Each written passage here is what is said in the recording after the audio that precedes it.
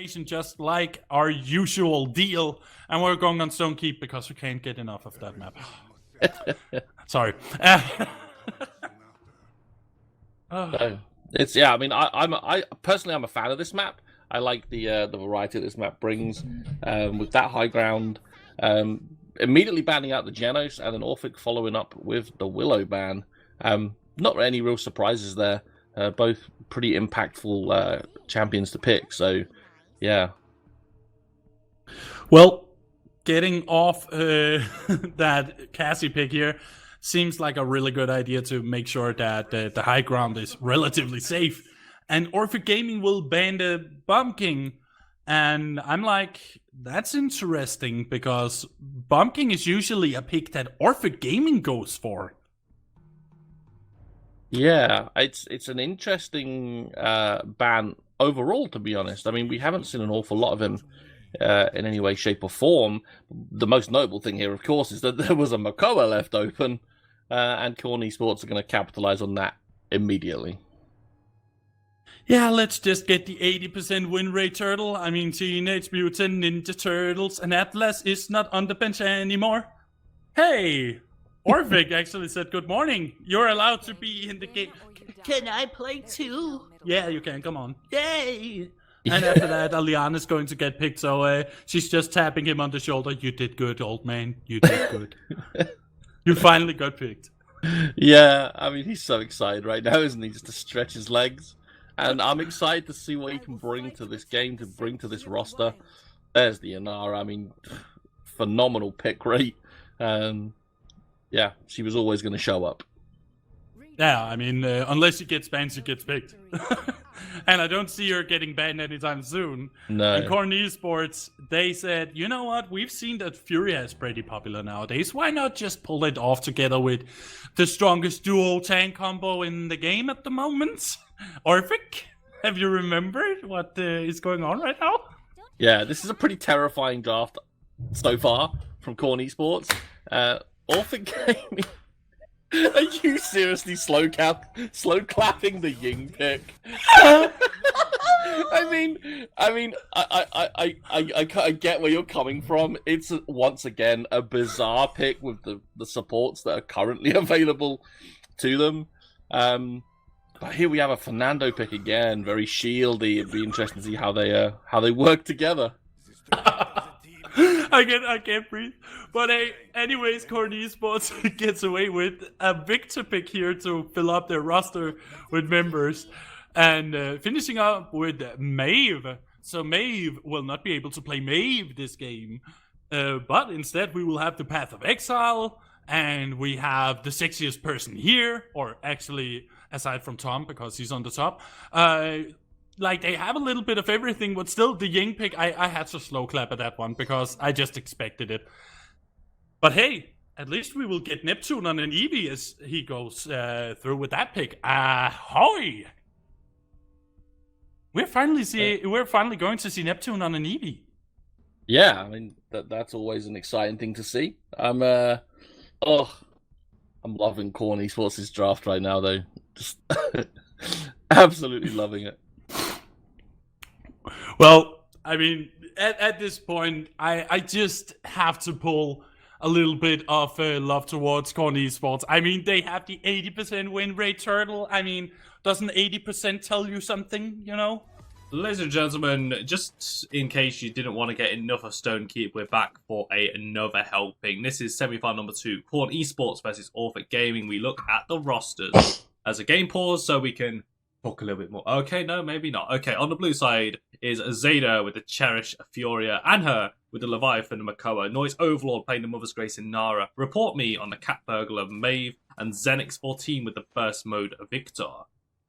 Over on the side of Orphic Gaming, we've got Neptune the Blue finally playing that Wormhole Eevee, Chubby Plum on the Life Exchange Ying, Maeve on the Eminence Leon, Androminus on the formidable Fernando, and Dutch Knight on the Deja Vu Atlas. And I will say, it hasn't really been a deja vu.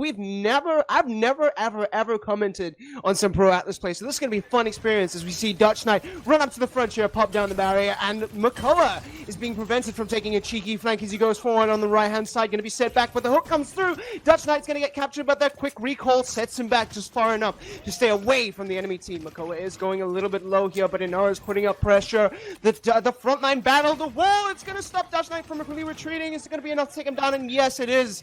Xenex and Noise Overload finding kills on the respective opponents. Yeah, just the power coming through here. Those Victor nades all add up as Anher surging forward. Beautiful combination is going to get the shell spin and the hook. Andromeus falls as well. Delayed team wipe coming through for Korn Esports here as they take control over this point area. And it's interesting, they went 5v5, completely duking it out on the keep as a hook comes through onto Dutch Knight, straight away set back. And no one was on that point. They were like, no, we want to fight first. Let's That's fight, just what we fight. see at this level. Unfortunately, the cooldowns just went to go in favor for the side of Korn. It feels more like a battle of cooldowns than a battle of skill.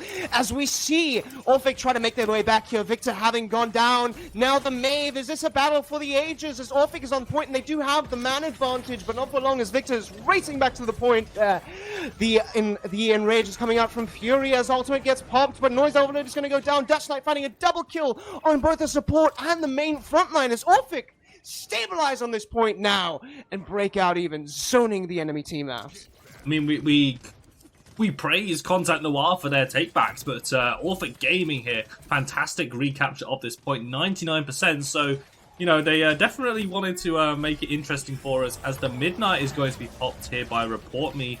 Trying to find a way through, he's going to go down. Trader kills coming through here. Makoa, though, double kill in the back line. The Turtle is back and making his presence. Oh, it feels so good to see it play, but the Turtle just doesn't care. However, Neptune is going to be diving out on this Victor here, cheeking it back, but gets hooked, and Harrow shows you. Do I even need to say it? The Makoa is being dominant here today, but Noise Overload is going to find the kill on Andromeus, and Xenex is going to find Dutch Knight, and it's all on the side of Korn right now as they get another wipe on Orphic. I'm just happy to see a back and forward team fight, man. Korn Esports won that initial engage. They won the 5v5, they came back, and then, you know, Orphic Gaming retake the point, they get control of the area, then Korn Esports like, no. Let's try that again, shall we? And then come straight back in. Here we see a tried and true method of having your off tank and your damage on the top here. Maeve, of course, being advantage. The problem with this is, with this off tank, you don't really want to pressure Makoa. You're terrified of pressuring that Makoa, and Atlas getting that reset doesn't really do much but lower his life. So this is going to be an interesting battle here. They have to somehow get this Victor and this giant turtle off the high ground. Of course, Makoa being very, very low, but Furia tried to find that heal, didn't find it enough. The turtle is going to go down. Now it's a matter of getting Victor killed up, but Korn, they're putting pressure on here. Orphic has to find this kill. Neptune diving into that here, goes down. Beautiful kill on the side, but of course, this is the comeback. The turtle is slowly making his way back to the point, and will he be the difference maker for the side of Korn? Yeah, but I really like the hunger from Neptune there. He saw an opportunity straight away. Boom. That Furia was alone, unprotected. There was a way through, a gap in the lines, and Neptune blinks forward, commits the Ice Storm ultimate, and gets the kill as well in style. I do love seeing Eevee's popping off. Hook is going to connect there already. Man, there you saw that. Wow.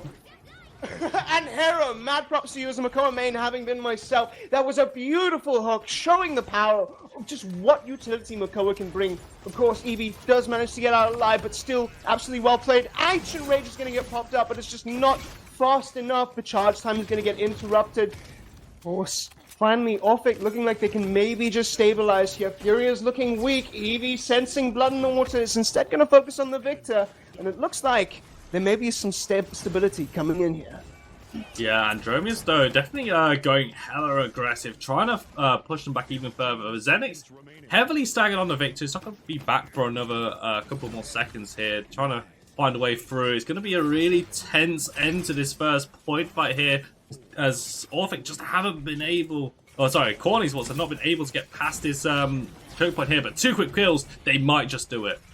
Inflame comes out from the Fury, and we've seen this time and time again that Inflame is such a powerful ultimate. It sends the chills up my spine because you know deaths are going to be coming through on the way. Inora is on the point now. Orphic have to do something about this. They have to get Noise Overload off that point because he's just slowly creeping forward. Makoa's hook is down. Neptune Blue sees it, is going to try and make a dive back. Here sees Furia all alone on her own, but it's not enough. No one was on the point.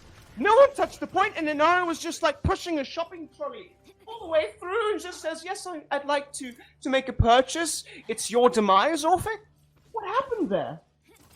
I'm not overly sure. This is different from the last game where they couldn't drop down a contested point because of low health bars. Dutch had 75% on himself, and Andromeus was coming down on cooldown, so was communication error. I don't know why no one dropped down to that point. It was definitely could have been made, or I mean, and also with Andromeus making that last-ditch effort, it doesn't seem to be they weren't conceding the point, and they weren't contesting it. They just, you know, it was disjointed. But, Corn Esports... I will say one thing, though, looking at the damage charts here... For sure. I will say one thing, though. Looking at the damage charts, I am so happy to see semi-flank Nando back in the meta right now. Andromedus, of course, showing the damage numbers on this champion. Dutch Knight missing the recall on Makoa there, but no hook, no value for that champion. The Immortal comes out. Oh my goodness, all the ultimates getting popped all at once. Ancient Rage is going to try and find some value here. Dutch Knight's not going to be able to get beaten back, and the Ancient Rage goes to waste, but it's not enough. Neptune the Blue finding picks on Report Me, but Zidia firing back on Chubby Plum. Support getting knocked out for the side of Orphic Gaming. They have no healing, so they have to play around that very, very safe. But Korn is entirely grouped up on the right-hand side. Hook's going to come out onto Dutch Knight, of course. Midnight from Mave is going to find Neptune the Blue. This battle is just never-ending, but the Inflame looks to end it right here for the side of Orphic. Yeah, they committed so many ultimates, committed so many resources, and just no one was dying. I think from that initial fight when we saw, what was that, Barrage, the out of time ultimates, In Flames, Midnight, and the Ancient Rage, only one person actually died through all of that. And this point fight is completely even. 78% of both teams back to full strength, coming back here for yet another round here. These guys love to fight, but you can't touch the point now because overtime is finally ticking here. And this is where we need to see some of the clutch moments. Oh, Andromedus is all on his own right now. It feels like he's facing Inara and Makoa. He's going to have to find some way to stay alive on the point. He's going to get a kill down on Xenix. Victor no longer there, and Hero's going to find Dutch Knight, though. But Neptune the Blue fires back, fighting the Meg with a beautiful kill in that 1v1. Zadir is going to go down right now. Bodies flying back and forth, but it looks like it's slowly going in the way of Orphic Gaming, but both tanks are still alive for the side of Korn. Some plays need to be made here. This aggressive Fernando showing some damage output, but Makoa's got to go. Still He's got to camping go. on the top right. Oh! So close. Orphic I mean, targets. we've all Orphic been targets. there. We've all been there, you know, you go down to contest point, you are a pixel away, a split second away from getting on that point, and of course Makoa did have waiting just a fraction of a second too long to make that jump down, but I think here, even with that point going away of Orphic, Corn Esports can still be quite confident in where they are in this game right now, but still, pretty neck and neck. Illusory Rift is going to get popped here to help Ying's team push forward. Orphic need to find some space now. Of course, Darkseid's on the high ground trying to fight out. Seismic Crash comes out trying to find Andromedus, but it's not enough. Ancient Rage going to be popped in response. Will Dutch Knight go down here? He's 1v2ing. It looks like he held up for as long as he can, but that's the cue for Orphic to back up. Wow, that was actually really incredible. Can we just take a moment to talk about that initial point fight as unfortunately Orphic start to get zoned out here? That was really, really well played by Andromedus, being incredibly measured, trusting Ying to keep him alive on that point, never backing down. That's some incredible Fernando play, something we really haven't seen in the meta up until now. Yeah, when we see, I mean, that is credence to this Ying pick. It's a bizarre one, it's like, you know, with Grover and Maldamba available, you think, why are we going for the Ying pick? But that Illusory Rift, I think if you're going for those really, strong really engages, works well with the Fernando. if you go with those strong engages, yeah, Fernando with an Illusory Rift behind him, that means Andromedus can be that aggressive, and he's got his big shield, he can get out of course rise, heal back up, he's got Formidable to keep himself well. Andromius knows the limits of Fernando, and he's playing them exceptionally well in that first point fight, as you were going to say. And of course, Ying does lack some burst healing, but when you've got a shield up and you can hold that shield up almost indefinitely, you can still heal through all that. Mabe trying to find a pick here on their counterpart. On the Mabe, will they find it? Yes, Report Me does go down, and Orphic are in the dominant state here. They're pushing forward. They don't really need the Illusory Rift. Andromedus is fighting aggressively on point, but no high ground for the side of Orphic. Does it really matter when you have an Eevee? Yet Hero goes down, showing exactly who he is here. Oh my god, the Inflame comes out, and Tadio's gonna go down? It's neck and neck here. Zenix getting that double kill. Noise Overlord also picking off Neptune. Orphic gets so close to that fight, but it just wasn't enough. A successful defense for Corn Esports, but a little bit of panic setting in, I think, for side of Corn, because Orphic, towards the end of that, they were stuck. They were making a lot of progress with that car. And I do apologize, guys, for having rambled for so long, but there's so much to talk about and analyze here. Mid-game, so many ultimates just popping. This just feels like the most one-for-one game we've had so far, and I'm ecstatic to be casting it. And finally, we see some form of rhyme or reason behind the Ying pick, especially when she synergizes so well with the heavy shield frontline. Yeah, it's just ways to... it's how Orphic Gaming play around, not only Fernando, but also Atlas as well. Dutch Knight has, I remember I posted some of the stats from Atlas saying, you know, he was the most banned, but he's only ever won one game, and Dutch Knight just says, challenge accepted, so if there's anyone to beat out, it's going to be Dutch, but more ultimates ready. Forward incredibly aggressively. The Immortal's going to get popped there, so follows the barrage. No Ancient Rage just yet, but is it enough? Orphic are beating back the side of Corn. They are a man down. There comes the exile, the banishment, but Chubby Plum is finding herself very, very weak, getting chased down by this Mabe. Will she find her escape? It doesn't look like it, as Corn start finding the picks. Oh my word, Report Me. It seems that the Maeve pick, you know, when we see the flank picks, we're so used to seeing flanks actually just completely dominate. They are very feast and famine. Sometimes they are just killing everything left, right, and centre, a la Lagi on Contact Noir. And sometimes, you know, they just don't really have that desired impact here. And Report Me in that fight just capitalized on Orphic Gaming. They pushed forward too far. Report Me got around the back and just picking off targets left and right. Really nice flank play from the main. Fortunately, Neptune found himself in a bit of a 1v1 there that he couldn't win. The Midnight was popped, but oh my goodness, Maeve's gonna go down. Report Me is absolutely the nutbutters on this Maeve, showing exactly what their strategy is, and it's to kill Orphic. Dead. And Dominus, of course, on this point, trying to hold that for as long as he can, but with Cauterized 3, will it be enough? Looks like he's back up to full health, but he needs to get himself back on that point as overtime is called by the announcer. They need to find this. They need to fight on, but it looks like Korn have just found the metal and are making their way onto the point now to hold it against this team. Yeah, it was going so well, but Report Me, just in the last instance of these fights, just really stepped up. Neptune, a little bit too late on that contest, but you feel that it would not have changed the result of that fantastic game